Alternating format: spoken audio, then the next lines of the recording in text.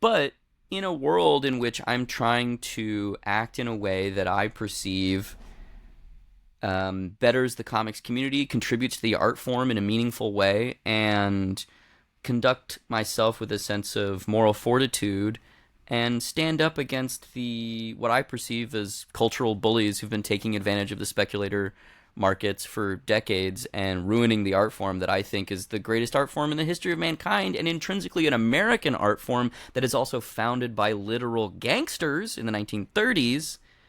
I think it's important to say that you guys aren't doing this for the right reasons. That's just my opinion. Anybody can say, no, you know what? These publishers, I like the movies that they make, and I like the comics that feel like movies. And I don't think there's anything wrong with that either. Well, I don't think there's anything wrong with liking decompressed comics that feel like movies, because you can do that in a specific artistic way. But we all know it when we see it, guys. When there's a company that's like purely making shitty screenplays turned into comics because development executives don't want to read, is that really pushing the boundaries of the medium? Is that really granting anyone a new emotional vista to experience? I kind of don't think so.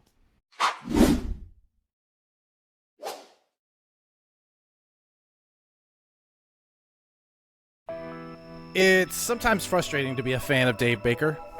He's brilliant, passionate to the point of mania about comics. He's pop culture obsessed and highly idealistic in his working ethics. His comics illustration work has progressed apace with his writing and his other content creation to the point that he's legitimately one of my favorite creators working today. But aside from scripting on some licensed books like Star Trek and Teenage Mutant Ninja Turtles, he's never really done much mainstream work. As a result of those ideals, Dave is one of the first comics creators we've asked to, or Dave is the first comics creator we've asked to be on this show. Our guests have come primarily from behind-the-scenes industry folk like retailers, publishers, distributors, and rock and roll guys who've been around. But Dave's strong ethical stance on positions like creator rights and marketing have often frustrated me, while also fascinating me that he's built a little media empire of his own that increases year to year incrementally, and he's always launching something I've never seen before. So I'm so grateful to finally be able to sit and hopefully tease out the nuance in some of our stances and discuss the industry we both love. Friends and neighbors, the incomparable Dave Baker. Hey, buddy. Hey. How was that? What do you think? That was good. Yeah? All right. Yeah. Good deal. I want to open this up with a passion of both of ours, and I know this because I listened to 2 hours last night of you talking about it passionately about the incredible movie that is Buckaroo Banzai. It's I thought I was a fan until I listened to you and your host and the editor. What was his name? Yeah, he's the editor-in-chief of World Watch 1, the longest-running and, to my knowledge, only Buckaroo Banzai fanzine. It was incredible. It was mind-blowing. So tell me a moment, because the minute I listened to that, I suddenly, all of the stuff that I love about your work made so much more sense. Yeah. Talk about just a minute about this movie and Sure. Why it's so important and why it's important to Dave Baker and his work. Okay, yeah. So for anyone who doesn't know, Buckaroo Banzai Across the Eighth Dimension is a film directed by Rick Richter and written by Earl Mac Rausch, and was released in the 1980s, and it is a kind of send-up, throwback, pulp adventure film, but the joke of the movie is that it is a sequel to a long-running franchise that doesn't exist. And it was created in this insane way where Earl Mac Rausch, the screenwriter, had this idea for a character called Buckaroo Bandy when he was a novelist. He first moved to Los Angeles and like crashed on Rick Richter's couch. They were friends, pen pals, and he came up with this idea for Buckaroo Bandy, which was going to be a kind of send-up throwback to the pulp novels that he loved as a kid from the 1920s, 30s, and 40s. And Rick optioned the idea from it. They developed it a little bit together, and Mac had this bad habit of writing a screenplay, getting like 40 or 50 pages into it, and then abandoning it. but he was so in love with the character that he would just start a new screenplay. I think the first one was called Find the Jet Car, Said the President. The second one was called Buckaroo Banzai Against Mr. Cigars. The third one was called Buckaroo Banzai and the Red Lectors from Mars. And there's 4 or 5, 3, whatever, other ones that have now since been just lost. Like, they literally, like, he sold, like, his Volvo, and one of the screenplays was, like, underneath the seat of the Volvo, and he lost it. So when they went around trying to sell this idea, they took sections of these unfinished screenplays and had this, like, binder of, like, 10 or 9 or 8 or whatever adventures of Buckaroo Banzai, and they were like, we want to make a franchise. We want to make a long-running, like, James Bond, Conan the Barbarian style film franchise, where every movie we see Buckaroo going against this guy or fighting Hanoi Jan, this kind of, like, you know, Ming the Merciless style Yellow Panic adversary, or literally a giant monkey-shaped robot piloted by, you know, Nazis in hiding in South America. And they ended up selling it, and the producer they sold it to picked Buckaroo Banzai and the Red Lectors from Mars, which then turned into Buckaroo Banzai and the Lectroids from Mars, which then turned into Buckaroo Banzai Buckaroo Banzai Across the Eighth Dimension. And that's the movie that ultimately got made. But the thing that's so brilliant about it is that Mac and Rick treated all of the previous stories as if they were canon, and so they didn't make Across the Eighth Dimension as if it was the first movie launching a franchise. They made it as it was like the 9th movie. So the movie opens like 4 different times where it's like, oh, he's like driving a jet car through a mountain. He's performing brain surgery. He's meeting up with the twin sister of his dead girlfriend who died in the previous movie. Like, it's so funny from a structural standpoint. Are there jokes in the movie? Sort of. Yeah. Kind of. Yeah. But the all of the humor is very, like, it's conceptual humor. And I think now the movie just feels like one of those, like, I don't think it hits the same way, because it's, you walk into Doctor Strange and the Multiverse of Madness and you're like, who's that guy and what's going on here and what's this cameo? Like, there's just all these random characters hanging around, none of them have anything to do. And that's exactly what Across the Eighth Dimension was. Like, there's this massive cast of characters, some of which don't even get name checked in the movie, but the joke is that they were characters from his previous adventures, so of course they've got to be there. Well, Perfect Tommy's outfit is like one. His wardrobe basically is a character in and of itself. Totally, right? It never gets an opportunity to do anything else. But I would say that there are. It's funny when I think about that movie, the moments that are the big jokes for me are the things that are just almost throwaways, right? The watermelon, which, by the way, if you haven't, you should watch listen to Dave and his partner's podcast on this. You want to give that a plug real quick? Yes, it's the name of the podcast is Deep Cuts. It's available wherever podcasts are listenable. Podcast apps, Apple Podcast, Spotify, YouTube, whatever. I think it's the episodes in like the 70s, 80s. I don't know the number. I had to go looking.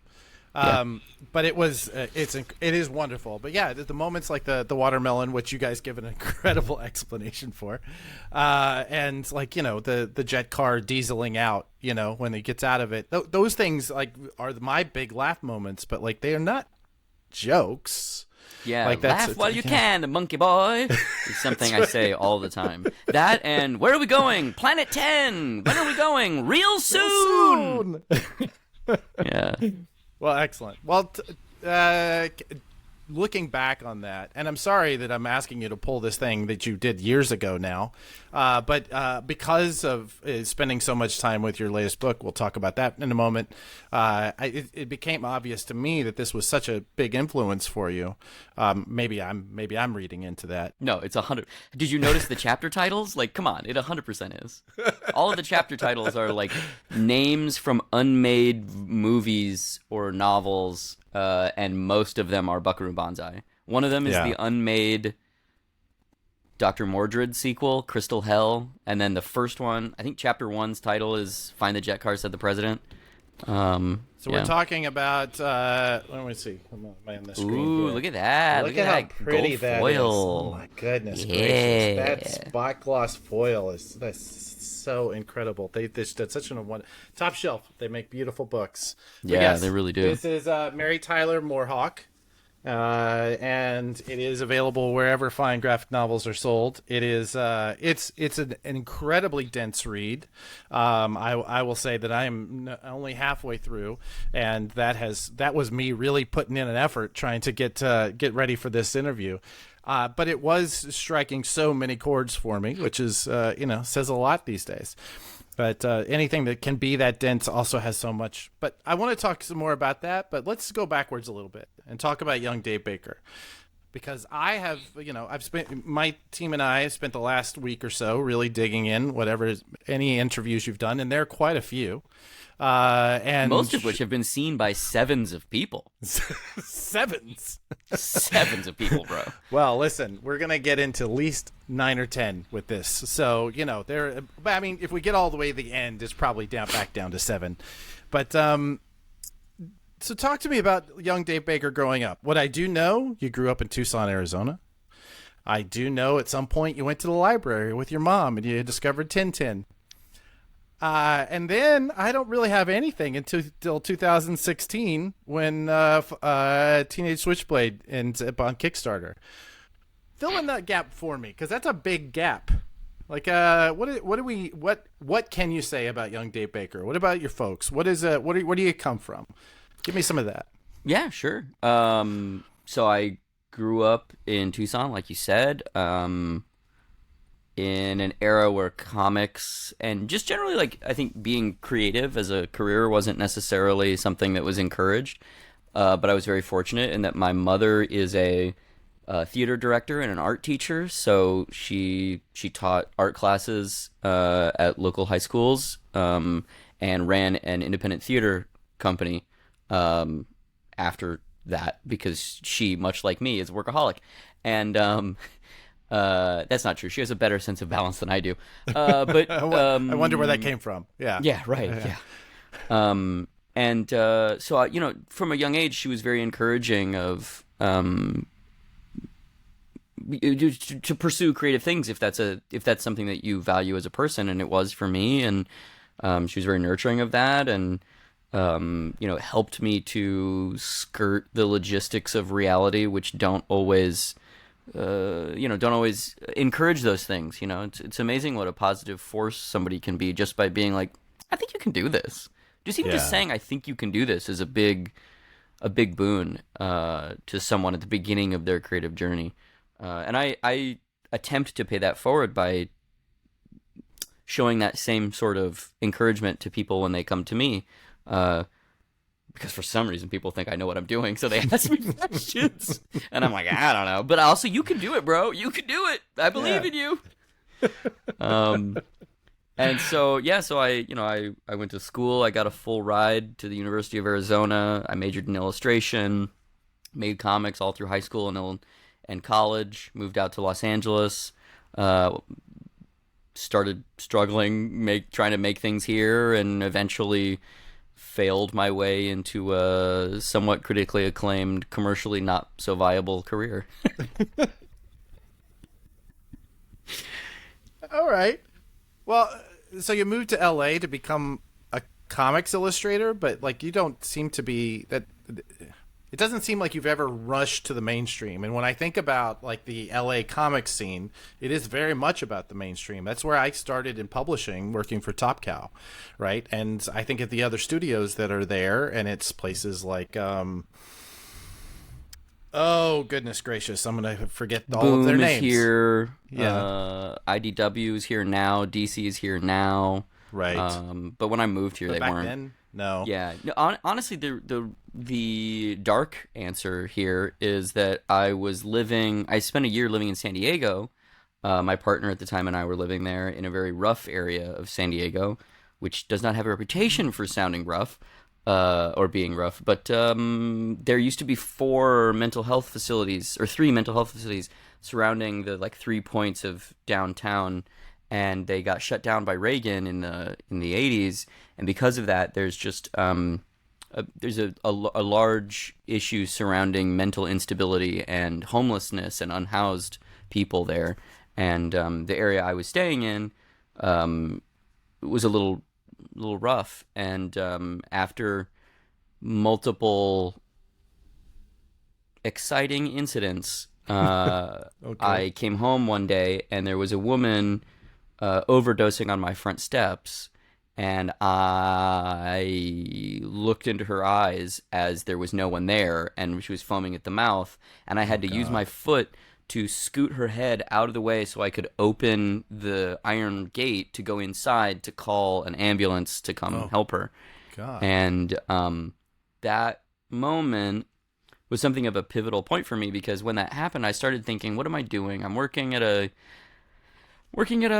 company writing about paint, which to me was, it sounds silly, but to me at that point in time, I was like, I won the goddamn lottery. They are paying me to write words. I don't give a Right. shit if it's, oh, and then this floral accent pattern of fuchsia will elongate any room that you I didn't care. The goal was just to make a living writing, and I did it. And once I found that, I was a little trepidatious to leave it, because it was, especially at that time, so difficult to find employment in any field that was not fucking Walmart or whatever, Right. because this is like right coming either after or the like height of the Great Recession or whatever. And my partner was out of town that weekend, and I went to the comic store, I picked up my pull, and my favorite book, Casanova, Volume 3, had just come out, number 4. And at the end of that, Cass is standing in front of the Hollywood sign, and that's the last page. It's like basically like the next send off of Cass's career is that he's going to stop being a spy and he's going to live in Los Angeles. And I read that and I was like, I feel like I'm not somebody who like believes in divine intervention or anything like that, but sometimes you just need the universe to kind of give you a little nudge. And that's something I'd been like debating doing for a long time, specifically because in high school and parts of college, I was very determined to make a living illustrating comics. And then the reality of that situation just was like, you just can't do it. It's just not something you can do unless you want to draw capes. And I didn't. Therefore, that was not a reality. So then I kind of had to re-examine, okay, what is it that I want to do with my life? And how am I approaching this in a way that is either productive or not productive? And for me, I kind of had to unlearn some lessons I had taught myself of like, I need to figure out my path forward in terms of making a career that is going to be fruitful and that I'm going to be excited about and that also will allow me to live. And I started writing shitty screenplays and writing just because it was just another thing to do to try and make money. And also, there was a period where I was like, that's the thing you do when you sell out. You know, like all comics people leave comics, and I'm not going to do that. And then at a certain point, I realized, oh, actually, it's not that you leave comics because you don't love comics. It's that you just have to find a way of embracing as many passions as you can, and hopefully one of those things yields you a living. And at the Right. time, the screenwriting thing actually paid me. So I, after reading that Casanova issue, him standing in front of the Hollywood sign, I turned the page, and there's a letter from me, literally on the back of that page, because that's where the letters column was. It was literally a letter from me asking Matt Fraction a question, and I was like, "All right, I'm gonna move to LA. Like I'm gonna do this." And I started applying for jobs, and I applied for like I was a maniac, and I applied for like 200 jobs or whatever, most of which I was underqualified for. And I ended up with a job writing commercials for a film school 2 weeks later, and I was in LA. Like it's the craziest thing that's ever happened to me, where I was just like, I fully like Casey at the bat, like called my shot, and Yeah. then 2 weeks later was in LA. And that was a big lesson for me, kind of existentially, to learn that sometimes it's not the universe that's holding you back, it's you that's holding you back, and you just have to say the thing that you want and then actually go out and do it. And for me, that manifested in that way, which is, I think, one of the reasons why, you and I have a healthy gamesmanship about differences of opinion. And I Sure. think in some contexts you might be right that compromise is good and compromise yields, watershed moments potentially. And in another context, compromise, I think, or not compromise, in another context, calling your shot and saying what it is that you want out of life and kind of drawing a line in the sand or charting a course for yourself can be very beneficial because you don't know the things that are going to happen. And when you put it out there, if this is the thing that's going to happen, sometimes reality just kind of reshuffles itself into that way. And then there you are. That's true. That's very true. When I think about that, when I think about the conversations that you and I have had, and I also think about, I think we were saying right before we started recording that I recognize in you this sort of like, ex-hardcore kid, because I don't know, hardcore punk. You guys all kind of have a flavor about you, and the fact that you use tiny X's in your screen names and such, it's a little signal, but there's much about your work that looks like this, like it may not say it out loud, but it definitely rhymes, right? And so I live with Gabby, my partner, is an ex-hardcore kid, and she and I have a very similar dynamic in that she, I think, for me, I don't know, it feels like the difference between sort of idealism and pessimism that comes with it, right?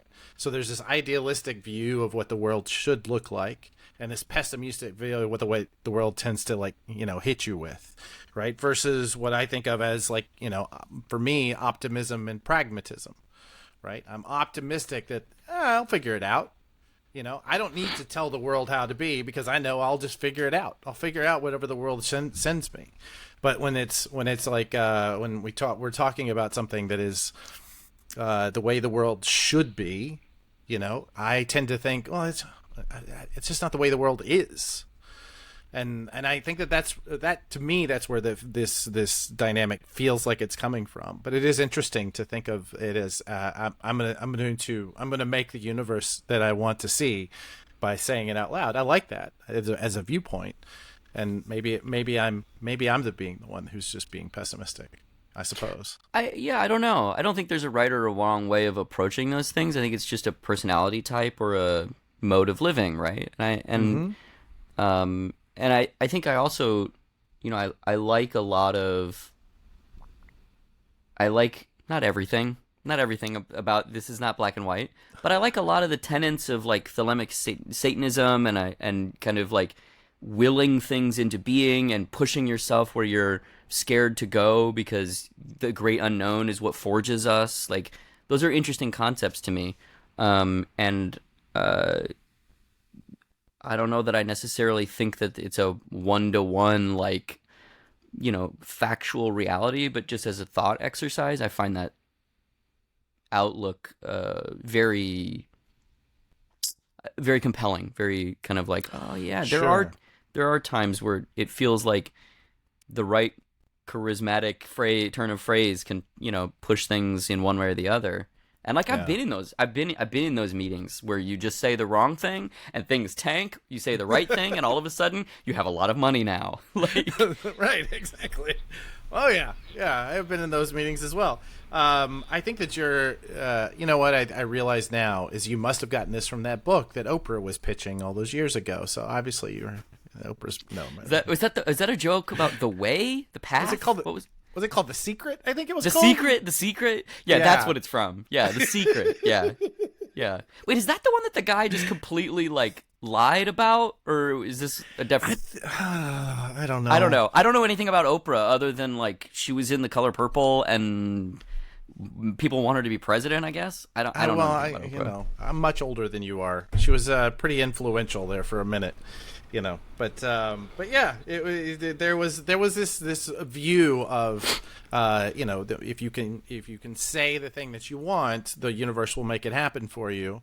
And there's also the counter view that that helps if you're a suburban white lady. You say things you want, things tend to show up for you. Yeah. So, I do understand, but I do understand that there is a certain value to that. It's almost like, that there is some, there have been plenty of science around the idea that prayer does have value. It does make things happen in the world. We don't understand how, right? So I get some of that. I don't know. We've gone way down into some spirituality I didn't think was going to happen here today. So let's talk about comics, shall we? Yeah.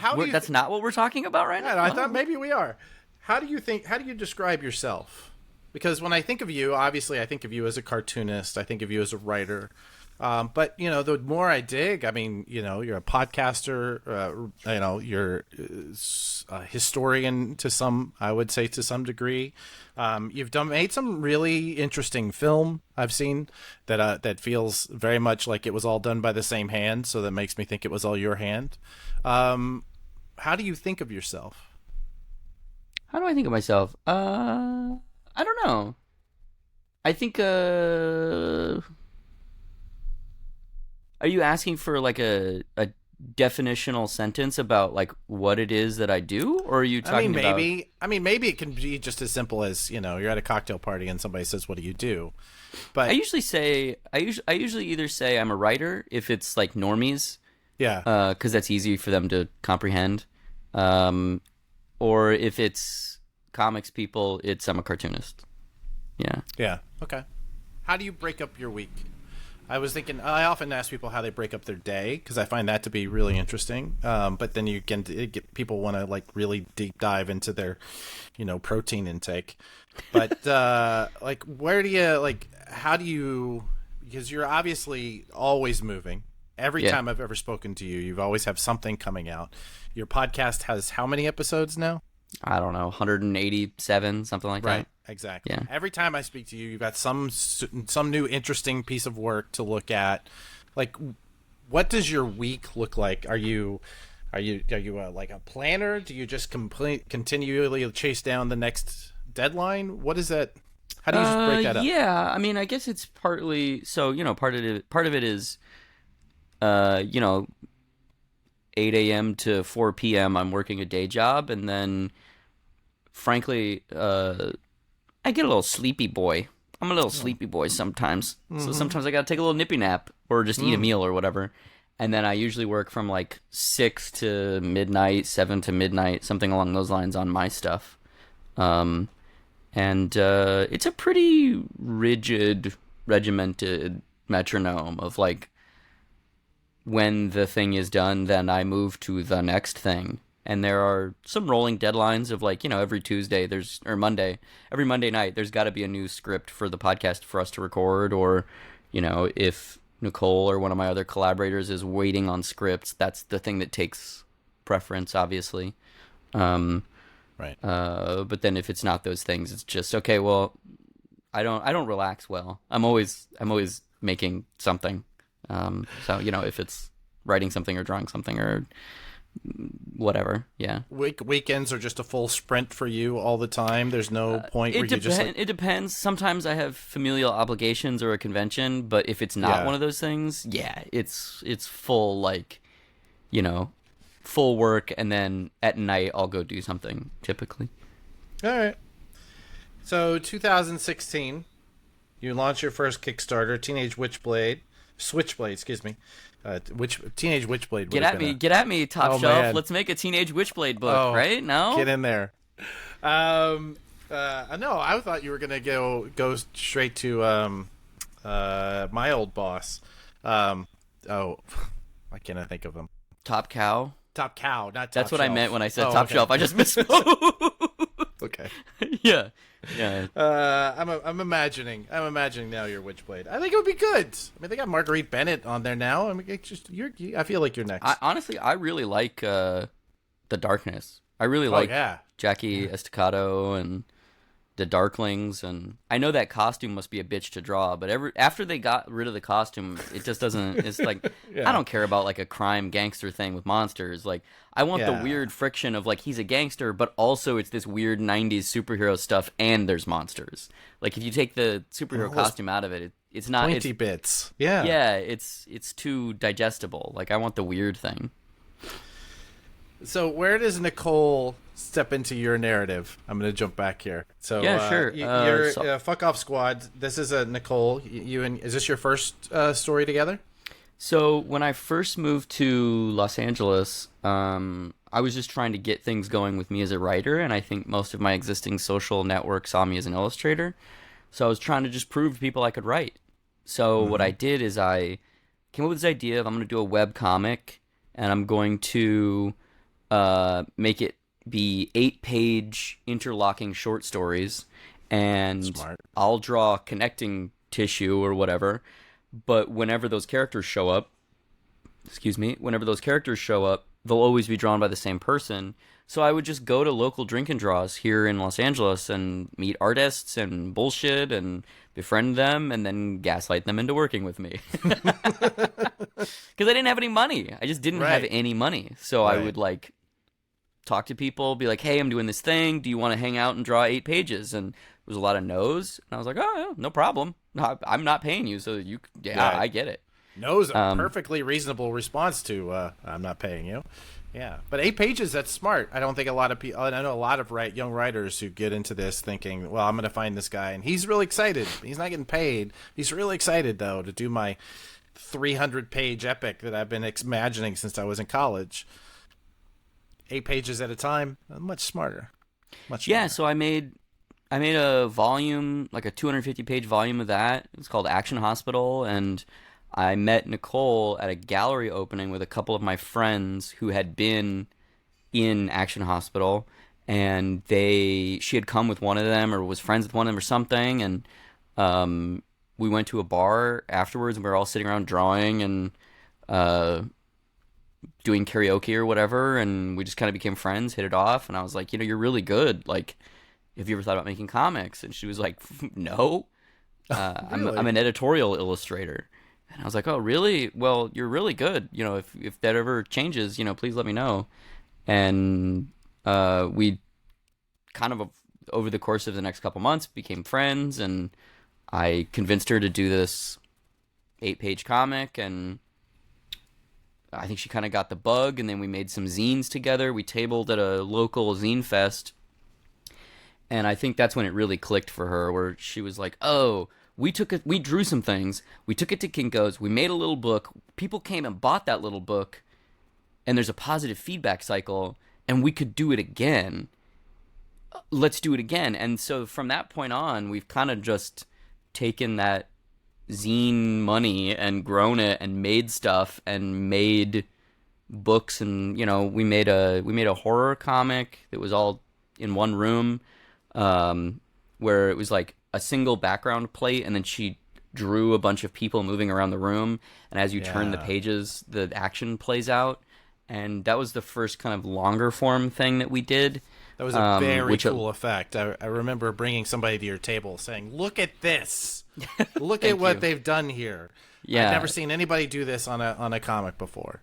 Yeah, that was, and that, just speaking purely callously, because it was perfect bound and like 100 and some odd pages, that was the book that allowed us to make enough money to start touring and going to travel conventions. Because we basically just did every shitty art walk, mom and pop zine fest, local comics convention in California, and there was enough to build up a little bit of a war chest. So when it came time to print that book, which was Suicide Forest,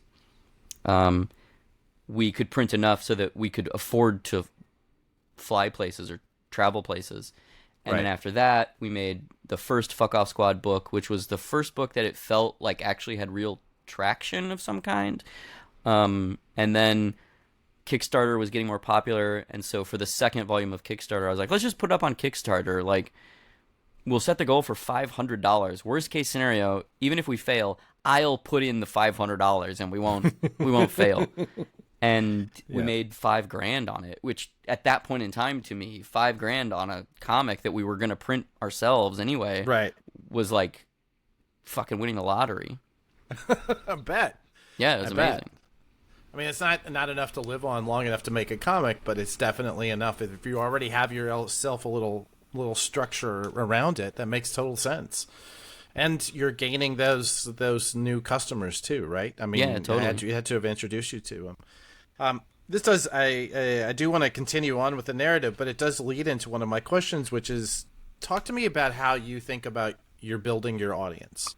Right. One of the things that we've seen over and over again, it doesn't matter what size publisher you are, it doesn't matter what kind of creator you are. If you are selling to the public, we're all kind of responsible for building this audience, and it usually involves email. Obviously, social media is a big part of that. But how do you think about building, and then like how do people find the Dave and Nicole jam, and how do you find those people, and how do they find you, and how do you keep them in the nest? I think so. Initially, it was very craven.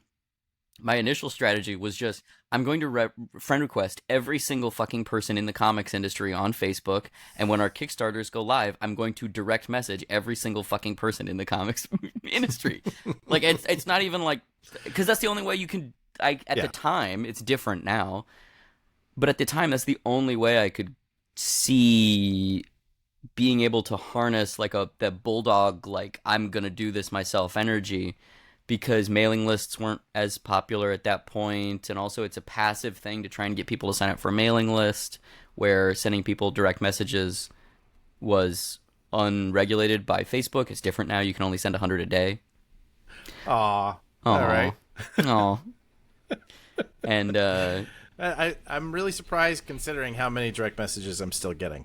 That right? they're limited by that. Yes. Anyway, yes. So I think in terms of like building a fan base, a lot of it kind of goes back to the Casey at the Bat thing that we were talking about before, of like, build it and they will come. Like, right.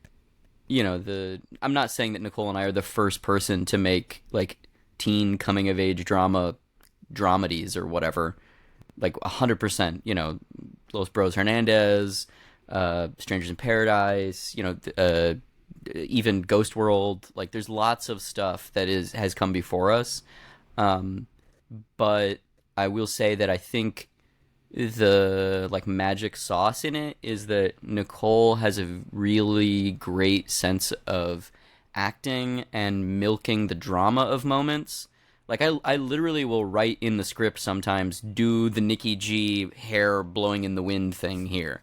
And we both know what that means. Like, 100% we both know what it means. It's the moment in Everyone is Tulip where she's, like, standing, and there's that moment of kind of quiet pause where she's out on the veranda of Stanley's, Hollywood Hills apartment, and the city's glittering in front of her, and the gentle breeze blows her hair. Or in Fever Coast, where Clark is driving and the girl he's driving with puts her hand on top of his hand on the gear shift, and there's a double page spread of just the two of them sitting silently in the car driving. Like, it's that kind of like earnesty turned up to 11 stuff that I think both Nicole and I really like, because we're both like still 16 inside. Oh yeah. Yes. So I think, in terms of building and maintaining an audience, build it and they will come, I guess. I don't fucking know. If I had a better answer to that, the Kickstarters would probably do better, Well, but that is it is that earnest, that ability to tell those kinds of stories that I think drew me to you. Our family has this weird relationship with the Gilmore Girls, in that we have watched that series so many times. And I'm trying to remember, there's somebody I think who has maybe collaborated with Nicole, I want to say, who did a book, but I don't know. I can't remember the name of the book. If I do, I'll drop it in. All right. So 2017, you do the book that I remember seeing for the first time. I'm gonna point to the Watchmen POP that I have here. Shitty Watchmen, which I thought was the most brilliant thing I had ever seen. When I think that might be what first you put you on my radar. I'm just walking along and there's this thing. Um, will you tell the audience about this book, because I think everybody really needs a copy personally. So we were the last Fuck Off Squad book. Fever Coast uses 9-panel grids a lot. I love 9-panel grids. I'm obsessed with them. But specifically, Nicole, who comes from more of a manga background, was just reading a bunch of 9-panel grid comics at the time just to see how other people were using it.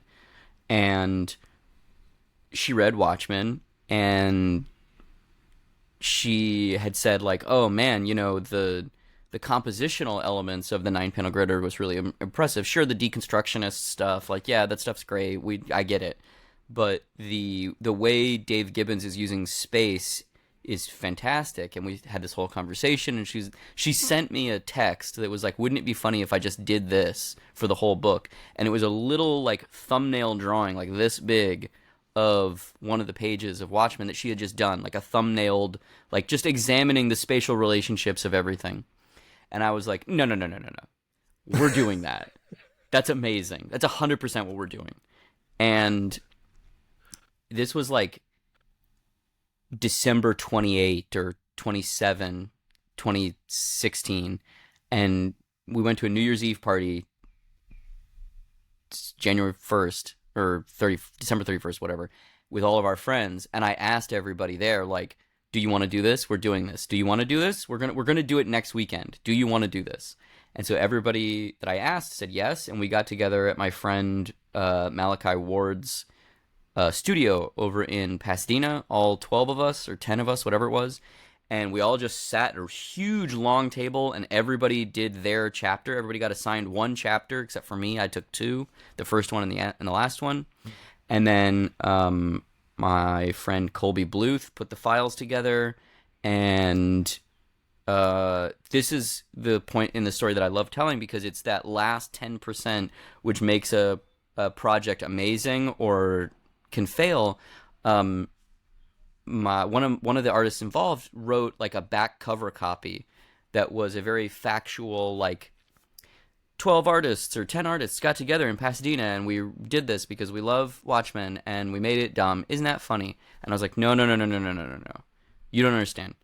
This is a great stab at it. Thank you for trying. But this is an academic exercise. We're reverse engineering how amazing the finished artwork is, not because of the craft of illustration, but because of Dave Gibbons' spatial awareness and his sense of scale and the storytelling decisions that he's making. And that's what the back cover copy needs to be. And so the back cover copy I wrote is like some version of an artist's statement, essentially illustrating that point, no pun intended. And then fake quotes, where like I wrote one from Zack Snyder with just a K that's like, even better than the movie, question mark, or exclamation point, one from Alan Moore, ALEN, like, this is fantastic. I fucking love this. Show it to your incel friends everywhere, or whatever. I don't remember what the jokes are, but, Right. And it was that like last 10% that I think really clicked. So when people saw it, initially they were just like, that's funny. And then I was there either in person, because most people bought them from me at shows, or reading the back cover copy and being like, oh, they're actually trying to do something a little bit more artistically ambitious. And the tension between a really stupid thing and a really smart thing is, that's what I love, baby. Oh, I'm all about that shit. That's your house. Yeah. Yeah. I love that book. In fact, way back when they were just about to put out that really awful movie, the 12 weeks leading up to it, Car D'Angelo, who had Earth 2 Comics, they're in Sherman Oaks, and they're closing? Anyway. I think they're closing, Closing, yes. He and I did this weekly, it would have been a podcast now, but at the time it was just a column on Comic Book Resources, where we went through and week by week, just like, it broke down a single issue each week. and we always had in a guest. Different creators came through. Our biggest one was Damon Lindelof did one issue with us, and then later I'd like to say that we must have influenced him to do the TV show. So there you go.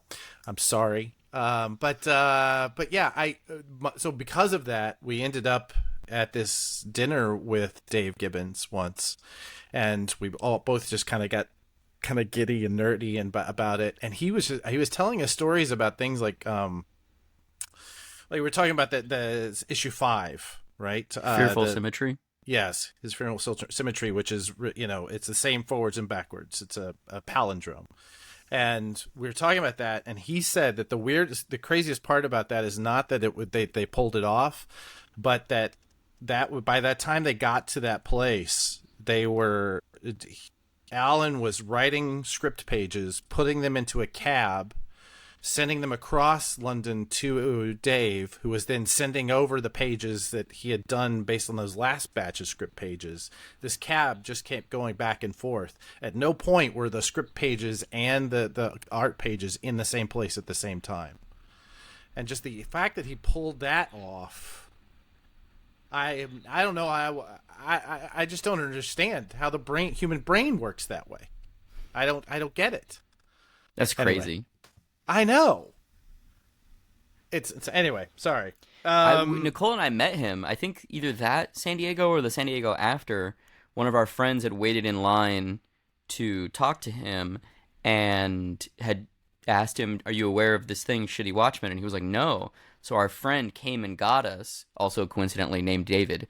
He came and got us, and David walked us over there. We cut to the front of the line and showed him the book. And there's a photo of us standing in front of him, showing him the book. And it's so funny because Nicole looked at Dave Gibbons and goes, "I want you to know that I cherish your work." And I don't know why, but just "I cherish your work" is such a formal way of putting that it just stuck in my head for forever. Yeah, but he was a so doll, sincere. man. That's so sincere. It's so delightfully sincere. And he was so nice and kind and exactly who you want him to be. Yeah, and just the gentleman. Sweetest dude. Yeah, complete. You're right. There's a gentility to him that I was surprised by, because he didn't. I mean, we're two grown men acting like giddy little children with him, and he could not have been nicer. Yeah, and we said, "Well, we did this thing." He goes, "Oh, I know, I read it." Oh, okay, yeah. I read everything that anybody says about Watchmen. I read. Oh, well, that's a lot, but okay. I'm glad. All right, so 2018, we launched Action Hospital, Half-Light Bleeds on Kickstarter. This time to $7,000. Excellent. Yeah, it's increasing. It's good. Up is good. Up is good. Yeah. Up is better than down. A lot of people do go down, especially when they're looking at single creators. But that leads us to 2019, where you have a big year. We've got Night Hunters, which then bumps up to 22K, and Alien Warfare is released on Netflix. Yeah, that's true. That's true. Crazy year for you. Yeah, it was weird. Yeah, that was... The funniest part of that is I didn't know it got released. Nobody told me. Nobody told me it got produced. Nobody told you it got produced? No, they were producing I found the screenplay that you wrote. Yeah, nobody told me. So I was on Word Balloon, and I told the story of how I got the job and how I wrote the movie, and I was like, yeah, I don't think anything ever happened with it. And somebody that was listening to the show... I think it might have been my friend Clay, but I don't remember exactly who, but somebody listened to the interview and then sent me a message being like, "Is this the movie that you were talking about?" And it was fully produced and on Netflix. And I was like, this is crazy. No one thought to tell me this? Yeah. All right. Well, where in here do you start the podcast? Because you guys you started off doing well, and then there's some story that I was not able to. I heard about today and was not able to find the narrative, but there was a story about You guys there was an episode that was people were confused about who produced it. Do you know what the story I'm talking about? It has something to do with the Napster. It might have been something to do with the Napster one. People were confused about who produced it. I don't even. See, this is what I get for even bringing it up. This was something that somebody brought to me earlier today, and I hadn't had a chance to do any fact checking. I mean, maybe was that just somebody being confused about the fact that we made a full musical and they didn't? I did know about that. I did know that. Let's tell you what. Let's talk about the podcast then. When do you start this? What gets this ball rolling? How does it proceed? Right? Because you were telling me a bit about this, and you guys did put a lot into it. And I do want to say that as we were doing this research, the guy who helps me with this, Anthony Militano, was talking about whoever is doing the copywriting for the titles of these episodes is a fucking genius, because it is just so trim and it says exactly what it needs to do, and it doesn't feel clickbaity, but it hits every time. And I'm like, I think I know who, but yeah, there you go. It's not me. It's Andrew. Whoa. Yeah. Really? It's Old Dirty Spandrew Spice. It's not me. I can't take credit for that. Wow. Congratulations to him, man. Andrew's a genius. I don't even mean this like in a pedantic or kind of like overly flattering way because he's my fucking friend. Like, he is a fucking polymath genius. So the reason the podcast came about is because he was the head of the video department at the company that my day job was. And they got approached to start a podcast network. He set up the podcast network, and then he also was like, I have an idea for a podcast that I want to do, because we had joked around about doing an explainer podcast for years. And they were like, okay, sure, yeah, but you need like a celebrity. And then he lied to them and said that I was a celebrity. He said that I was really big in the comics world, just a huge comics celebrity. Huge in the comics world. So like, because of that production deal, we basically just had an excuse to start the podcast. And I think we started it like late 2019, like recording them, but we batch recorded a bunch of episodes. I think maybe we recorded like 15, 20 episodes, started releasing them, and then the pandemic hit, and then we just kind of did it. Just did it. And yeah, I write most of them, but not all of them. He writes a substantial amount too. But I write most of them, and he edits the show and uploads it and handles all the back end, and writes all of those amazing titles and makes thumbnails for all the videos and shit. Yeah, that's all him. And how has that been? Because doing that many episodes, it's great. It's been really rewarding to see the show grow. You know, I don't want to say exact numbers on the air, but off the air, I'll tell you the numbers are significant, and I was very surprised to see it kind of slowly build, and then oh my god, like this is what we're doing. No, really? This amount of people are listening to us make dick jokes? What the fuck? Where do those oh my god moments come from? Were they designed? Were they, they just happen to be that the audience catches you, or the algorithm hits you right? Yeah, I think it's a little bit of all the above. You know, there's that saying, luck is preparation meets timing, right? Right. And I think a couple points the show got featured on some bigger websites like Dig or Reddit or whatever. And then a couple points, we kind of developed a strategy, because my inclination is just to do obscure stuff all the time, always. Like, let's talk about this filmmaker who no one knows and made 75 films and never released them and kept them on a hard drive and died alone in a box. Like, that's my ideal episode, is that, right? Dude, I talk to comic book people that no one has ever heard of. I spend hours on this every week. You and I are speaking the same language. Yes, 100%. Except for you, the famous Dave Baker. It's super famous. Eisner Award nominee. This is where we're gonna take off right here. Yeah. But like, so as part of it was that, and then part of it is we kind of developed this strategy, which was mostly Andrew, RIP's strategy, where we would kind of stagger episodes. So it would be, we had different titles for them, where there's Britney episodes because we had a really big jump off of an episode that we did off of Britney Spears' conservatorship and her like mental illness and her family low key holding her hostage before that was like public knowledge. So we call those Britneys, which are the ones that are like accessible to mainstream audiences, but they're fairly in depth, but they don't take a ton of research because it's not an obscure topic. Like there's just a lot of information about Britney Spears. Like it's just not that hard to research.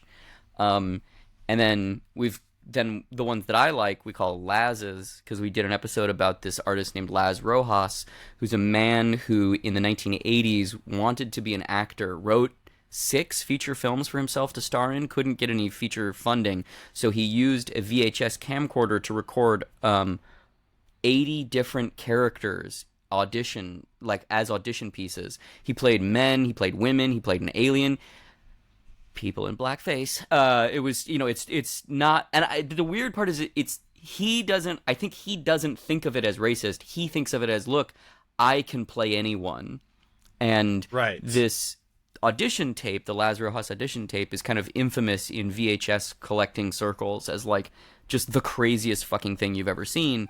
And so we did an episode about Laz Rojas, his life, his struggles with bankruptcy, and the process by which he made this audition tape, which is in contemporary terms insane. He had 2 VHS players, and he would record them and edit like.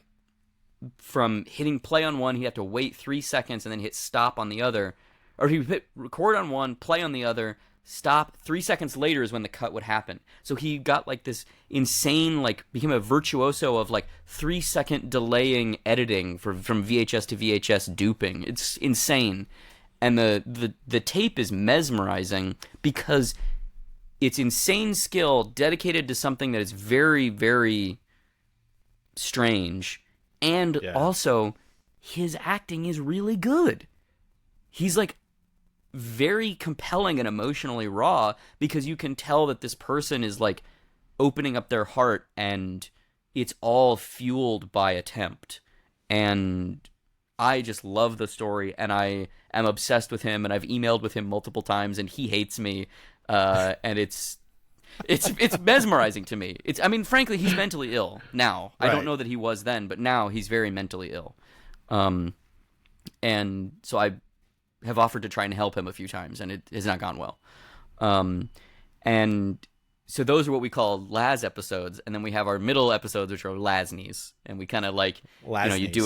You do a Laz, you do a Britney, you do a Laz, you do a Britney. We could do a Lasny now. We've done the leapfrogging enough, And that strategy of kind of like mainstream accessible topics that people don't talk about, or obscure, like, no one in their right mind wants to listen to this except for me. Which inevitably, I think long term, those Laz episodes are what build a fan base. Yeah. But the Britneys are what pull in the numbers so you can find the people that want to listen to the Lazes every week.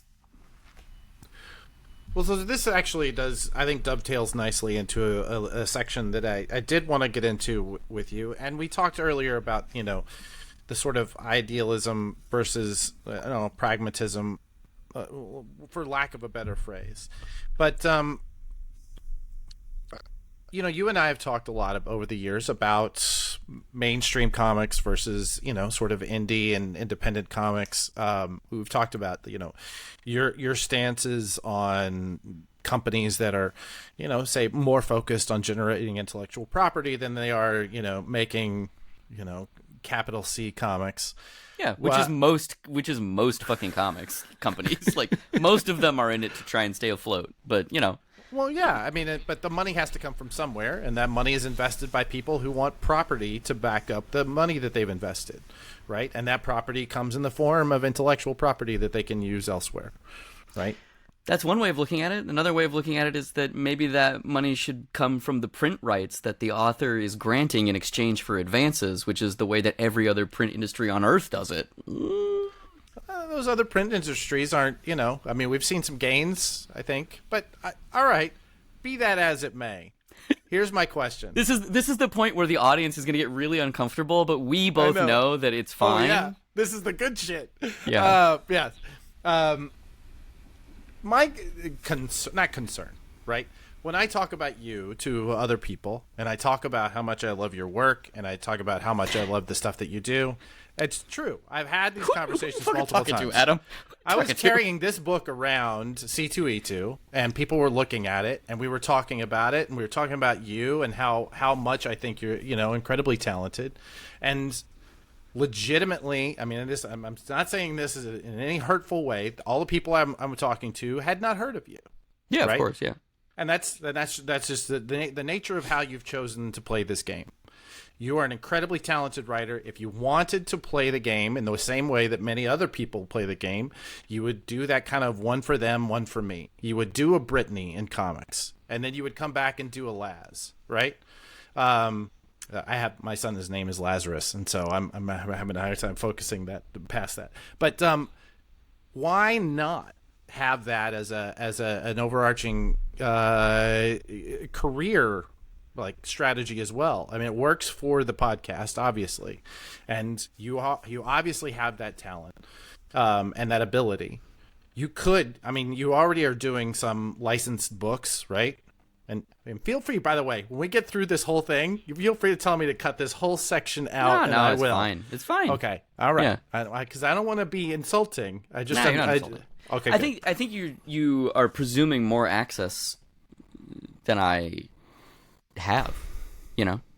Like I look, if you know somebody at DC or Marvel that wants to come hang out, I'm game. Like that, I have no problem with that. Like, but have you pursued that? Do you Yeah. when you go to Yeah. shows, you pursue those editors? well, I mean, frankly, at shows, most of the time I'm behind the table, furiously trying to sell books in order to pay for Right. plane tickets. That's. But all right, I just want to. But yes, no, I absolutely have. Plenty no, of no, no, people no, no, who I'll- have- I'm treating this Yeah. argument in good faith, and yes, absolutely. Okay, good. I have Okay. emailed All right. both Marvel and DC editors, and I've had some conversations, and for whatever reason, those conversations just haven't yielded anything. But that I don't think that's an impugnment on either my skill or their taste. It's more just they have hundreds of people wanting to do those things right now, like immediately. I think more for me, the line in the sand or the direction. Like if I was on cross-examining, Sure, if I was on cross, I would have directed this towards things like the Boom contract or the Bad Idea or the former IDW contract, which is no longer in existence.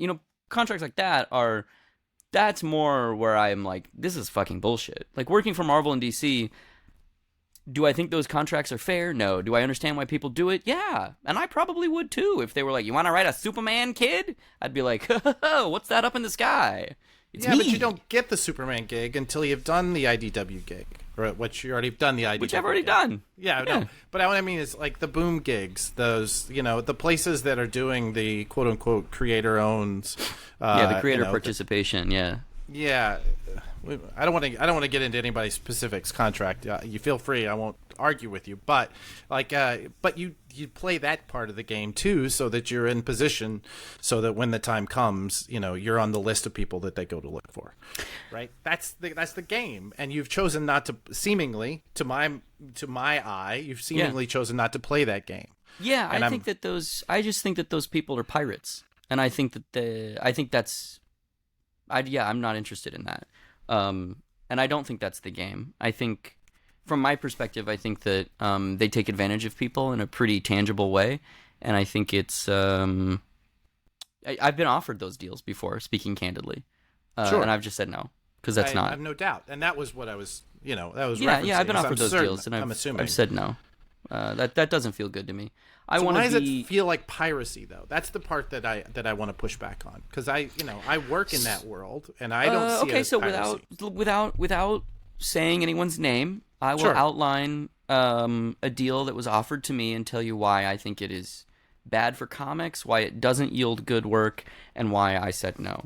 Okay. I was offered a deal by an editor where I would develop a pitch that then they would give feedback on, and I would make those changes. And then once the pitch was deemed significantly molded, the deal would be that the company would own 50% of the idea and I would own the other 50% of the idea.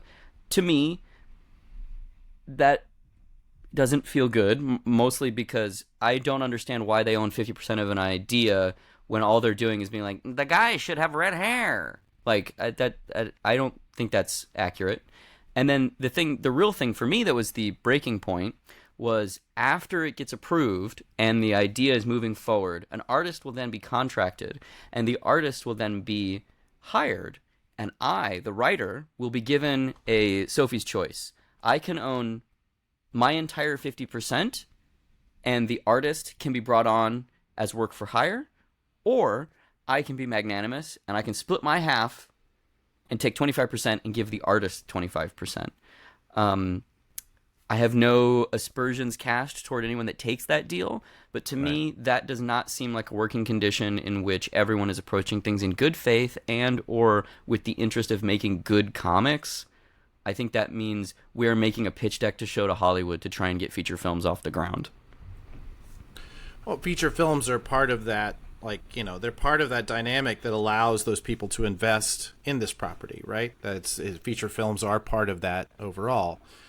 But just to play the other side of that, and again, I'm not knowing who offered you this deal, not knowing the details of that deal otherwise, right? Yeah, there's no way to know. Who could say? Who could say that there's no way to know? There's no way to know. One could argue that there were probably, I'm assuming that this company was probably several people deep on the masthead, right?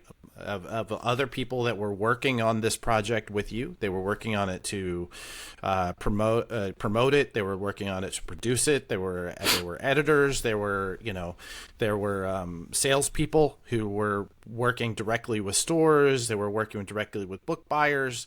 There was an entire editorial team that was bringing this together. Arguably, I don't know who had that particular initial idea or if there was a pitch that you were bringing and that they were doing, but it could have been their idea, that you were developing. That happens a lot. That does. That was not this, but that does happen. Right. So what I'm saying is that all of those things, all those people I listed, this company is paying for, right? That's all families that have to be fed. That's all people that have to commute to work and sit down at a desk. That has some value. That value does need to come with some sort of compensation with it as well. And at that point we are talking about a product, and that product does need to be sold. I understand that it's not the same as art, but art also sits on a wall. Oftentimes just is on a wall that one person can look at a time. We're talking about something that's distributed, right? And I get that we can dig deep into, how art is distributed and why, and then we have a conversation about print versus digital, and you and I both love ink on paper, so we'll not go down that road. But why does that not, assuming the percentages were a little fairer, maybe it was 30-30-30, right? Assuming that, does that not feel closer to something that is worth at least doing this chapter of your work with? I think that the math, no pun intended, of constructing a creative career is an equation that is always rewriting itself. And I think that at the beginning of your career and at the end of your career, it's very different than when you're in either the peak or the middle building phase. So like I said, I think people take these deals for a variety of reasons. Right. I am relatively privileged in that I do not have a health malady that requires me to immediately take any job that has money attached to it. Right. If I were, knock on wood, dying of an extreme malady and I needed money to pay off health debts because our country's healthcare system is broken, yes, you fucking bet your ass I'd take that deal. Take that deal tomorrow, because it doesn't matter, because I'm not going to be here and I'm trying to leave no debts for my friends and family to try and pay off, right? Right. But in a world in which I'm trying to act in a way that I perceive betters the comics community, contributes to the art form in a meaningful way, and conduct myself with a sense of moral fortitude and stand up against the what I perceive as cultural bullies who've been taking advantage of the speculator markets for decades and ruining the art form that I think is the greatest art form in the history of mankind, and intrinsically an American art form that is also founded by literal gangsters in the 1930s. I think it's important to say that you guys aren't doing this for the right reasons. That's just my opinion. Anybody can say, no, you know what? These publishers, I like the movies that they make, and I like the comics Right. that feel like movies. And I don't think there's anything wrong with that either. Well, I don't think there's anything wrong with liking decompressed comics that feel like movies, because you can do that in a specific artistic way. Sure. But we all know it when we see it, guys. When there's a company that's like purely making shitty screenplays turned into comics because development executives don't want to read, is that really pushing the boundaries of the medium? Is that really granting anyone a new emotional vista to experience? I kind of don't think so.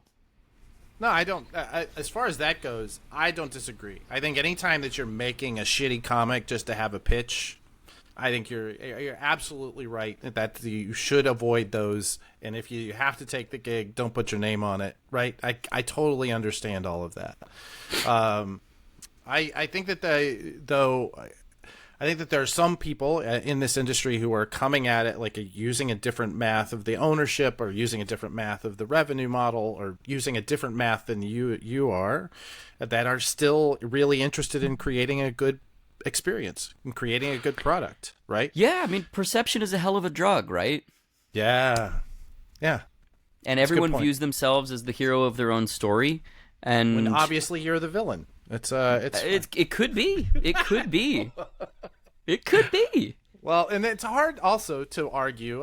It's not hard to argue. I enjoy arguing with you. I won't lie about that. It is usually my favorite part of any convention, is that like just short snippet of an argument that you and I have. It is very difficult though to argue with the product, I think, of your work. Because I'm going to talk a little bit about this book again. I'm going to pull this out.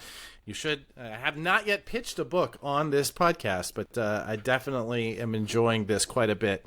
And I'll tell you, I know that you've talked about some influences, but I have a few of my own that I feel like, I don't know if it was if they're direct references, but they're pieces of this that feel like David Eggers. You Should Know Our Velocity specifically. There's a little bit of this that reminds me of the novelization of The Princess Bride. That movie. Did you ever read that? It feels so much like about that. So much of the footnotes feel like some British comedy, like Douglas Adams, that sort of like digression. There's this weird. I can't remember. It happened over COVID for me.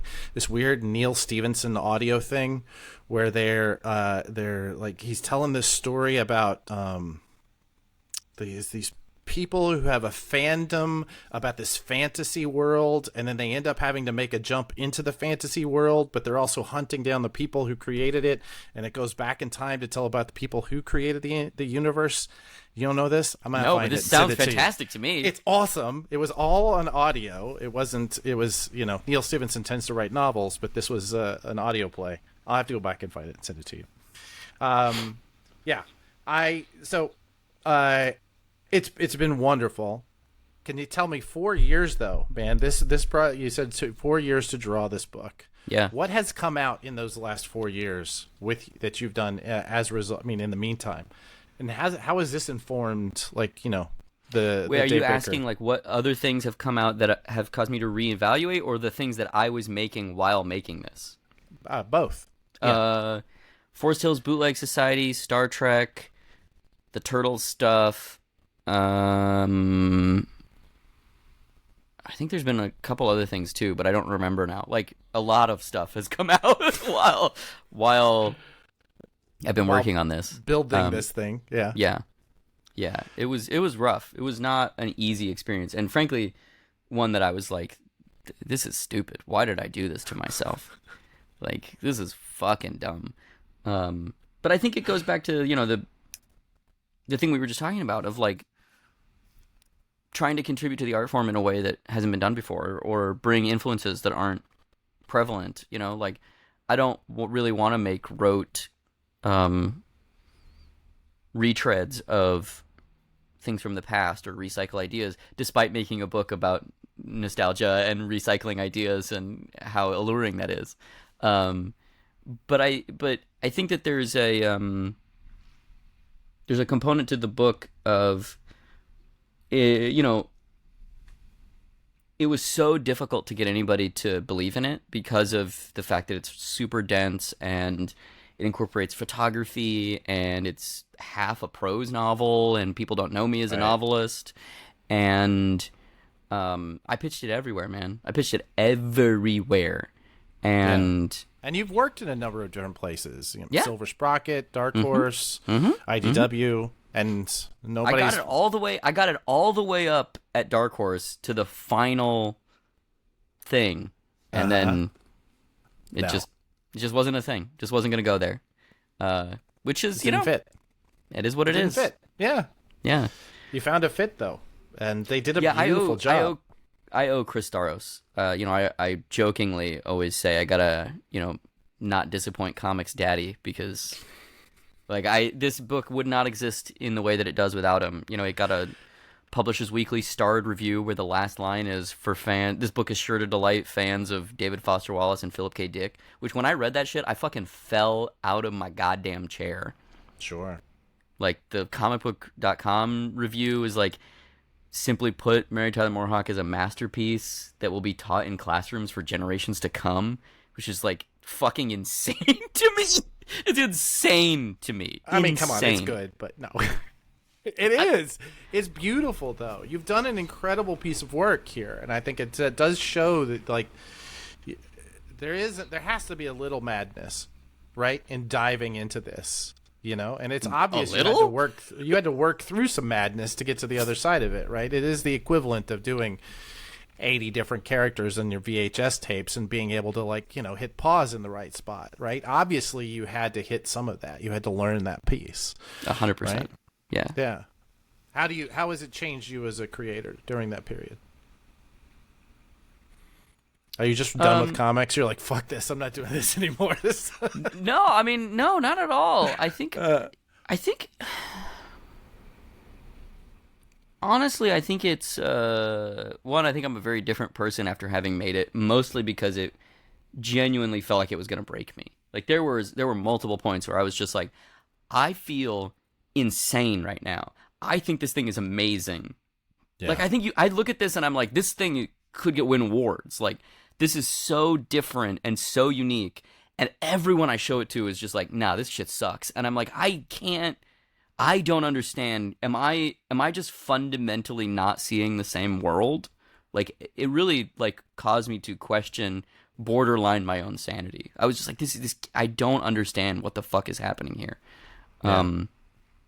And also, it's fucking it's a crazy egomaniacal thing to do. It's I'm gonna make a book where I'm not in it, not once, not twice, but 3 times. There's 3 different characters named me. There's the one who's making the book, and then there's the journalist in the far future named Dave Baker, and then an old man, hybrid, cyborg, decrepit, fucking flesh monster me living in a Steve Ditko-esque ranch out in the middle of nowhere, who's named after domestic terrorist Richard McCaslin.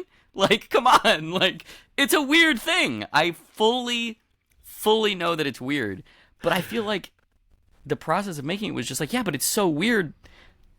Somebody gotta like this. I think it's great, so somebody's got to, right? Yeah, I mean, it lands really hard for me, and I'm sure, but it is. If I put on my marketing hat, I'm like, man, how do I pitch this? How do I sell this? That comes with its own challenges. So, kudos to Comics Daddy. Dude, we love Comics Daddy. He is. Yeah. Also, I just realized I didn't actually pitch the book. Should I say what it's about? Please. Yeah, let's go ahead and do it. Yeah. Mary Tyler Moore Hawk is a coming-of-age story about 4 bullied teenage kids who live in it. No, that's not. That's one of my other books. Mary Tyler Moore Hawk is a hybrid graphic novel, where it's about 300 pages long, and the comics sections follow a globetrotting group of super scientists led by their teenage teen sleuth Nancy Drew, Johnny Quest style leader named Mary Tyler Moorhawk as they're attempting to stop the world from ending. The novel sections are told in the form of epistolary zines from 100 years in the future, written by a journalist who's obsessed with a TV show that was adapted from those comics and only lasted 9 episodes. He takes it upon himself to laboriously research and try and deduce what happened to the reclusive genius who created the TV show and the comics and then abruptly disappeared after the show was canceled. And his world is turned upside down when he comes across this stark realization that the artist and writer responsible for creating his favorite childhood pastime TV show, Mary Tyler Moorhawk, was named Dave Baker, which is his name. And so the book slowly descends into madness as this journalist, Dave Baker, is consumed with existential dread and confusion, trying to sort out who created the show, why did it get canceled, am I the person that's related to this person in some way, how do these things all tie together? Yes, Dave Eggers is a heartbreaking work of staggering genius is one of my favorite novels. It's a beautiful book. And it's that and the other piece that I remember now, the reference that also hit me the first time you were pitching it, and I can't remember the title, but what was that book that Seth put out through Palookaville that was, do you remember it? No, I've never, although I am enjoying the thumbs up. Can we just do this and there'll be a thumbs up? That? Yeah, that's great. It's not happening now. Up? Oh, well, whatever. You know what? I have to be honest. Seth is a little bit of a blind spot for me. Really? I'm aware of his work. Like, I know him, like who he is, but I don't think I've ever actually read any of his books. I want to say It's a Good Life If You Don't Weaken. Yeah, I think that was it. And because at the time it was coming out, they did a monthly single issue. I think it came out quarterly, actually. But he was doing this gorgeous style that nobody had ever really seen before that was very referential to 30s and 40s advertising. And he would do these pages where he would just talk about typesetting and how that process worked. But he did this one about him. It was him as Seth, the character, was hunting down this cartoonist and was eventually met the cartoonist, and I don't remember the end of the story, but it was during the time there was tons of autobiographical comics out there, and it was being done at a printer, Joanna Quarterly, that had several autobio artists. So everybody just assumed that he was telling an autobiographical story about his hunt for this cartoonist, and when he got to the end, he was like, "Oh, no, this whole thing was a work of fiction." I love it. Oh, it's beautiful. It's beautiful. You should hunt it down. I think you would really enjoy it. Yeah. But are you a little concerned that you've essentially just written your entire future? That you're now going to have to be repeating the Dave Bakers? You're going to become this Dave Baker that you have manifested? I mean, based on what we were saying earlier, you've learned the secret. You're going to live in a ranch named after a domestic terrorist. Yeah. I mean, I think that's I think that's what the book is about, right? It, as much as it's a kind of screed against the nostalgia industrial complex and a dissection of the inherent madness in most creative people, it's also a cautionary tale, right? It's a cautionary tale for other creative people. It's a cautionary tale for the Dave Baker in the book. It's a cautionary tale for me, of absolute compromise or absolute dedication fosters a specific outlook on the world that isn't always beneficial. That being said, I think the book is sometimes nihilistic about that subject, and yet still, without spoiling anything, finds a little bit of optimism at the end. But I don't want to. I don't know how to describe it without just saying what happens. All right, I haven't finished it, so it's fine. Yeah. I won't make you go any further because I do want to see how it ends.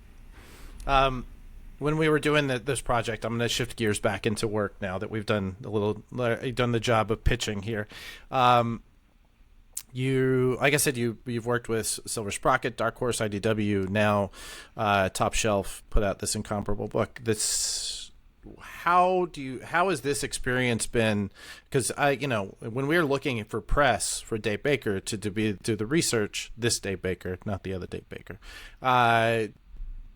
there was tons. You've been busy, Yeah. right? Was that Top Shelf? Or was that just Dave Baker out there hustling, doing direct messages? So it's not that, but it also, I have to be transparent and say that David Hyde at Superfan Promotions is my publicist, and man, do I fucking love that guy. He's great. I have had, a book come out through Simon & Schuster, and it was a great experience working there. But David Hyde hustles. That dude hustles.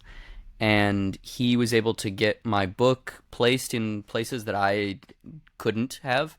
I set up a considerable amount of interviews myself, and then he set up like a ton of stuff in addition to that. Like got it featured on The Wrap, got it featured on IGN, big places that I just don't have access to. And it was very rewarding to see the response. Honestly, Adam, that's the thing that's weirdest about this to me. The win to me was getting Comics Daddy to say, all right, we'll put out your book. I just assumed no one would read it. Like, I genuinely was just like, despite all the way pitching of like, oh, no, you don't understand. It could be like a critical acclaim. Like, it could be like, an awards baity book. Like, fucking, it's, my favorite thing is monsters. But like, with me. Like, that's literally the song and dance routine I would do in front of everybody. And they would always be like, nah. Like, so for Chris to say, yeah, I think it could be that. Let's give it a shot. I was like, oh, that's the win. That is the win. Like, this is amazing. I got it across the finish line. I called my shot. I worked like a fucking dog to make this shit happen. But now the book's going to come out to nothing. Like, it's going to be like everything else. Just it just comes out and it goes away, right? Like, that's just what happens. And I'm not saying that's not happening, but it definitely felt good that somebody out there in the cosmos was like, it's fucking sick, dude. Like, speaking candidly, I was trying to do a literary thing. I like weird experimental novels. I wanted to make a weird experimental novel for the medium that I think is the greatest medium on earth. And most weird experimental things in comics, unfortunately, happen under the auspices and sometimes iron thumb of larger corporate entities, and therefore, even when they are noble artistic experiments, they come with an inherent sense of compromise because there just are bean counters involved. And they're done experimentally and they're done on a small budget and they're rarely seen. This happens in every medium. Yeah, I don't know that it does happen in every medium the way it happens in comics. I think when you look at the history of novels or the history of film or music, there is a liftoff that I'm not saying all artistic projects, but certain artistic projects can happen and be rediscovered. Searching for Sugarman, a perfect example. There is no version of a graphic novel or comic that will be discovered in 100 years, and people will be like, amazing, let's make an Oscar-nominated documentary about this guy. Like, that's just not going to happen because of the weird ghetto that our medium has been backed into due to the censorship of the 1950s and the Biff Bang Pow comics aren't just for kids and from a visionary graphic novels and, of the world. Like, that's just not the way that the medium works. However, I'm doing my part to attempt to change that because that's not something I want. I want to live in a brighter, more prosperous future where there is an ability for more artistic or experimental things to be pushed up and heralded. I mean, like Ulysses, bro.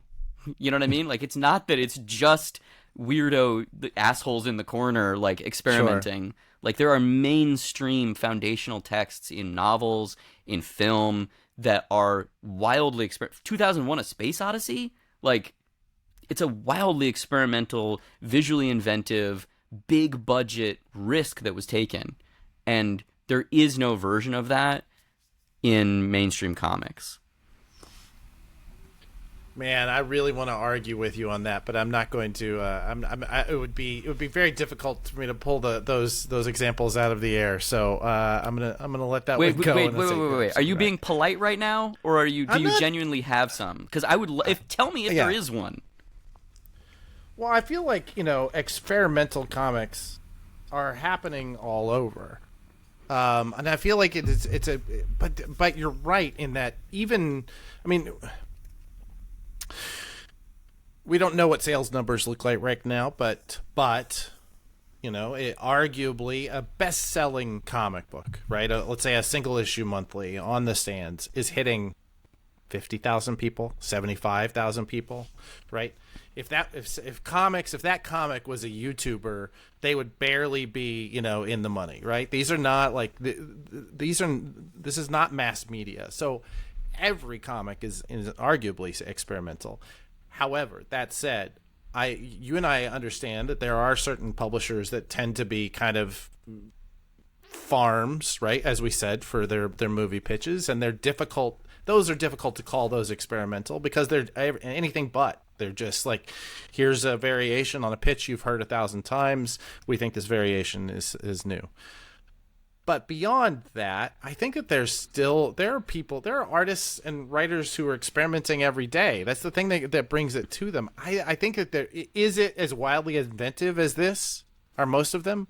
No. I would say that that's part of why this is so remarkable, is that you gave yourself permission to be wildly inventive and didn't know where you were going to place it. You didn't have an advance. You didn't you didn't know for certain that this was ever going to sell. You just knew that you had to get this out of your system.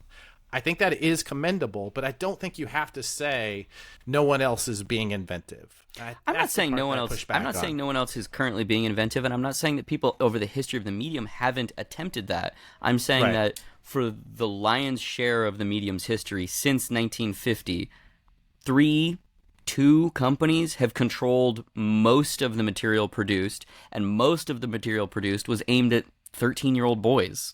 Like, it just was. I'm not saying I'm not impugning that. I'm not saying I don't like those things too. But in terms of artistic reach, like, this is the same thing that fucking what's-his-face was railing about in all those Comics Journal interviews. God, what's his name? Cartoonist, drew Green Lantern in the 50s, nose job, his name is like right there. They just put out a book of all of his interviews, and the first interview is him and Denny O'Neil verbally sparring, having ostensibly the same discussion where he's like, nobody is trying to do new and inventive things. You just can't because it's Batman.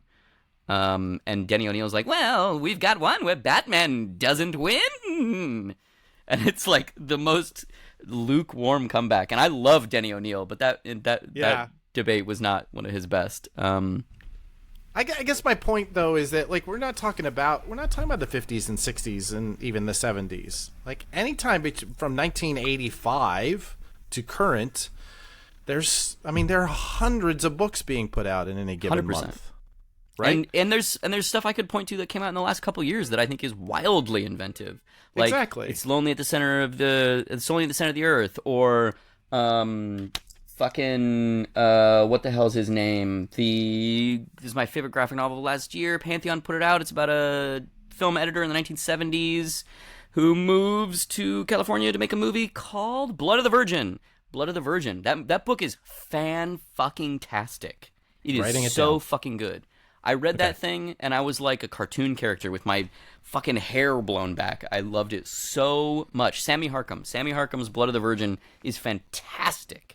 And it's exactly what I'm talking about, in that it uses the comics language and cartooning to its maximum potential, and it is inherently a comic. It is not trying to be something else, and it's literary.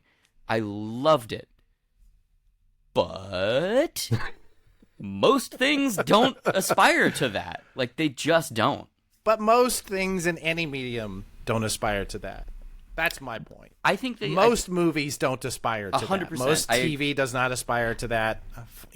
I think most novels. The differentiating factor is just that those industries are so much larger that the frequency at which those smaller projects are produced is just immensely inflated, which is what is so irksome as a comics person, because you want, weird experimental things to get made, and it's just not. You're right. Most things in most artistic mediums are a shitty Tom Holland big budget $300 million movie where there's no soul. Like, they just are.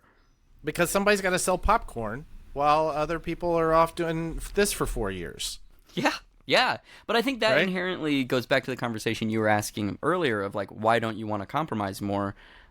Because I would much rather spend 4 years making something that's weird and trying to do something and then fail and then have a failed masterpiece than 17 things I own 25% of and everybody's kind of like, that was fine.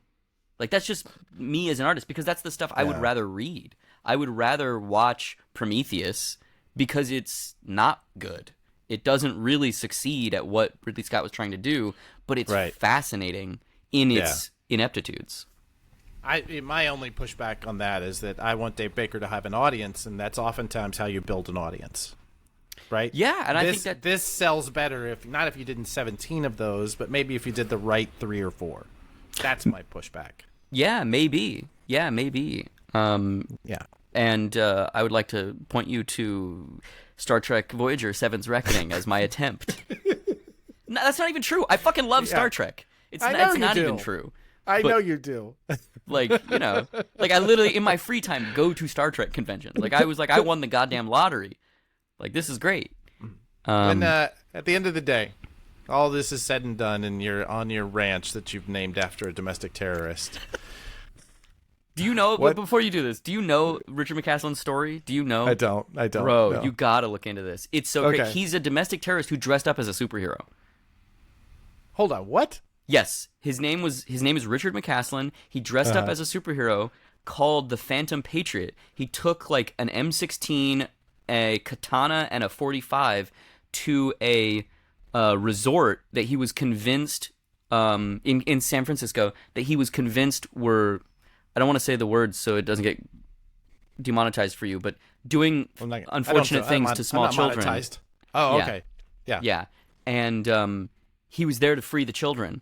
And when he didn't find any evidence, because he had been radicalized by Alex Jones, and when he didn't find any evidence that they were doing things with that specific subset of people of age, he burned it. He tried to burn the place down, and then the cops came, and he debated getting in a firefight with the cops, like shoot, like bang bang, shoot, and ultimately decided, thankfully, to put his weapons down and was arrested and convicted of an act of domestic terror and spent, I think, 4 or 5 years in prison. There's an amazing book written about him by this journalist named T. Krulos called American Madness, and I can't recommend it enough.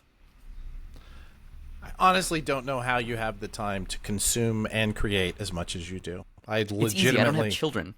Oh, that's what I'm doing wrong. Kids. God damn it. They always do it. All right, so you're on this ranch. You're surrounded by a life of memorabilia and books and movies and YouTube shorts. And what does success look like? What at the end of the day? What is that goal for you? And like, is there a North Star? Yeah, the interesting thing about that question is that success is an ever-shifting vista. For a long time, all I wanted was to just be a guy in the scene. For a long time. I've told this story before on interviews or whatever, but like, there's a photo of Jack Kirby's like 90-something birthday, and he's like holding a cigar and a cupcake at San Diego Comic-Con, and in the background there's like Howard Chaykin and Frank Miller and a couple other people like just small talking. And for years, that is the thing. If I had a vision board, that would have been the entire vision board, is to I just want to be a guy in that fucking room. I don't need to be Kirby. I'm not. Like, no one will ever be that guy. But I just want to be in that fucking room, man. And now I think, yeah, I am a guy in that room, 100%. I don't know that that I move as many units as Mr. Miller or Mr. Chaikin. But yeah, man, I think that there's, I put out a number of graphic novels, so many that we haven't talked about most of them in this phone. Most of them. Yeah, I know. I had to make a strategic no, that choice wasn't me impugning you, but I just mean, like, I got nominated for an Eisner. I have a book out from Simon and Schuster, and we didn't talk about either of those books. Also, I said nominated for an Eisner, right? I didn't say I have an Eisner, right? I have an Eisner. Did you know that? Yeah, fuck yeah, you do, man. That's something to be proud of. That's great. It was such a strange experience because I was, the year that we were nominated for the Eisner Spirit of Retail Award, I was asked to be an Eisner judge, and those are judged by two different panels, right? So I do the whole process. I don't know if you've gone through it, but it is a slog trying to take in everything that has been produced that year, and then arguing and discussing and ranking with a bunch of other people who are in this industry. And you go through it, and then at the end you get to go to the Eisners and sit at one of the tables up front, and it's nice, right? But that was that. So we're doing that whole thing, and we get to and they call my name after Joe Field of Free Comic Book Day and Flying Colors fame basically said, "Yeah, you didn't win." I'm like, "That's cool. I'm so glad to know I can just relax and have a drink now." And so when they call my name, they had just done this bit. I can't believe I'm telling this story, making this about me. I apologize. No, but they had just done this bit about Rory Root, who was this retailer in Berkeley, who was hugely influential for many of us in retail. And he had just died that year. And the year before, at the Eisners, he saw me and he said, "Hey, I saw your presentation earlier today. I did something for retailers." He says, "You should put yourself in for the Eisner." And I said, "I don't think we're ready yet." He goes, "Believe me, I knew Will. You are ready. You are the store that they wanted." And I'm like, "Oh, thank you, man. I appreciate that." So I just decided that I was going to win. I was going to put everything into winning. And we did. We got nominated, and we ended up winning. And right before they call the name, they are like, "All right, so these 5 stores are the finalists for the Eisner Spirit of Retail Award. But before we say who the winner is, here's a retrospective about Rory Root." And there's all these photos. And by the end of it, I'm just crying. And they call, and then "All right, and now Brave New World." And so I get up. There is a video of me on YouTube up there in my jacket accepting this award and crying like a baby. Yeah. But so I can say what I'm saying is, I said all of that to say I have been in that room where it feels like you're one of us, right? And I have also done the thing where I've built a career since in publishing, and and hang out with a lot of people in publishing.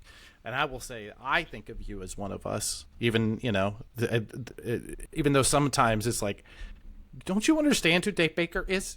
So that's what my frustration is. Thank you. That's very nice of you. I don't think so. I think I come across as an asshole with that whole story, but whatever. Well. So I've been asking this question a lot, and we could probably close with this. And if there's anything else you wanted to cover, if we want to talk about the rest of your books, all of which should be discussed and ordered immediately. One of the questions I've been asking everybody, especially those of us who are really close to the industry and have seen it kind of go ups and downs, in times like this, what gives you hope for comics? Not just the medium, because the medium obviously is going to outlast us all, but the industry that we built, right? This infrastructure that we built on getting comics into the hands of people who want to read it. When you look at it, obviously it has its flaws. You and I, we haven't even gotten into how, the cancer of variants that has been with us for decades, or the any of the other things that you and I would probably spar on. But when we don't look at those, looking at those things, what gives you hope for this business of ours? Because there has to be some hope. Oh yeah, no, but I think I also don't think that comics is. You've caught me on a good day. Sometimes I'm very much in the camp that you're in right now, where you're talking about keeping the business and the direct market, and like, how do we protect it? And look, Phil Seuling started the direct market ostensibly by him fucking self, like, Yeah. convincing Marvel and DC to give him the right to sell comics not on a newsstand, which is insane that now, 50 years later, there's an entire industry that's off of just like one guy being like, but what if we just like fucking sold them in a store? Like, but I think it's more the spirit of the direct market, or the force ghost of Phil Seuling that gives me hope, because if one fucking guy goes, well, what if we just fucking sold them in a store? And now we have all of this, Right. Good, bad, indifferent, big two, pirates, actual creator-owned comics, cartoonists, whatever, all in a big fucking gumbo together. Who's to say what the next thing is, right? Like, if, quote-unquote, the direct market does in fact die, if Marvel and DC belly flop, which they're not going to, and also I kind of reject the premise that Marvel and DC are comics. They are comics, but they're not the only comics. And I don't know that they're also mainstream anymore. Raina Tegelmeier, Dogman is mainstream. Like, I was just at TCAF last weekend, and we're walking down the street, and there's a Dogman musical. There was Dogman ads in the airport and in the subways. Yeah. That shit is mainstream. Like, and it's not, it's the Chris Evans Captain America. No. It's Dave Pilkey's drawing of Dogman in the fucking subways. And we're not talking about, because we've seen Peanuts take off, right? We've seen Garfield. We've seen even Calvin and Hobbes. But we're talking, this is presented in the same way that we think about comics. It's 100%. Comic books. Yeah, 100%. Exactly. Yeah. And I think that unknown and the next generation making it their own, Webtoon, contract issues aside, Webtoon, a resurgence in website-based, browser-based, RSS-based webcomics, Tumblr comics, Instagram comics. Like, there's so much cool, vibrant, weird, fucked up work being made. The rise of, comics discourse on Twitter and YouTube, some good, some very bad, is like, but that proves that there's strength there, and there's an exciting energy there, and all I can control is that I'm going to keep making my comics or my art or my, shitty little movies or whatever, the way that I can, and we'll fucking see what happens. There are some days where I'm like, God, just burn it the fuck down. Just fucking burn it down. And then there's some days where I'm like, protect it at all costs. It's what we need. So, Yeah. I feel that. I honestly, on even numbered days, I'm like, I could go do anything else. Let's just go do anything else. And then on odd numbered days, I remember, it's like the Star Trek movies. The even numbers are the good ones. The odd numbered are the bad ones. There you go. Exactly. Until you get to Star Trek 2009, J.J. Abrams one, and then you're like, this is good, but this is an odd number one. How does this work? How is that supposed to work? That's not right. Yeah. That's not right. Is there anything else you'd like to say to the 6 or 7 people who are still watching here at 1 hour and 49 minutes in? I won't say anything to them, but I'll say something to you that am. I think it speaks to your character, aside from the fact that we're being recorded right now.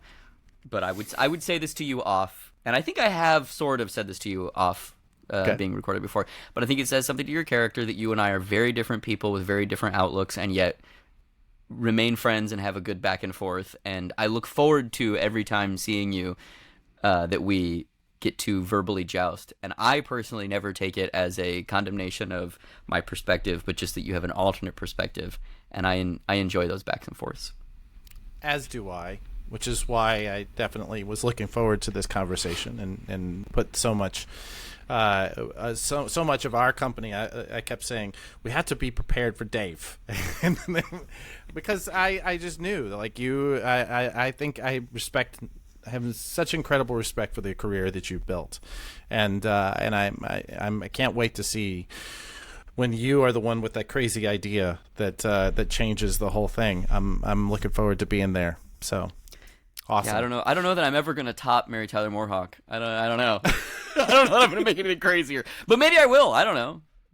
The name alone, was it the name, and everything fell into place? Yeah, yeah. Well, Mary yeah. Tyler Moore. I just maybe the next book, Adam. Maybe there'll be 4 Dave Bakers. I don't know. I don't know, man. Maybe there's just 4 of them.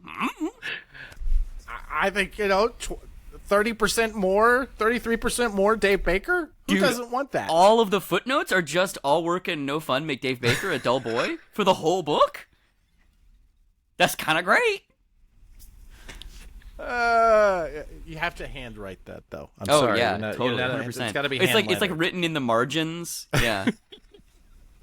Yeah. Yeah. This has been too much fun. Thank you so much. How can, like I said, the 6 or 7 people still watching this, how can they find you on the intertubes, and what books should they be buying that we didn't talk about? You can find me online at heydavebaker.com. You can find me on the socials at xdavebakerx. You can listen to my podcast, Deep Cuts, where you get podcasts. It's a deep dive explainer show where every week we pick an obscure topic and walk you through the ins, outs, and the other to make sure that you can become an interesting and idiosyncratic person at your next forced social function. You can also find my book from Simon & Schuster, Forest Hills Bootleg Society, wherever you get your books. Thank you, buddy. Hi again. Thanks so much for watching Comic Industry Insiders. It, as always, is our pleasure to talk to the movers and shakers of comics and to bring you those conversations. We'd love it if you'd support us with a like and subscribe, and telling your friends is always good, but really what we want to do is hear from you. Any questions, any suggestions you have about our show, any suggested guests, frankly, anything at all, we'd love to hear from you. Our producer is nearly always Stephanie Gerk, and our researcher is Anthony Militano, who makes me look much smarter than I am. All right, guys. Thanks so much. Namaste, y'all.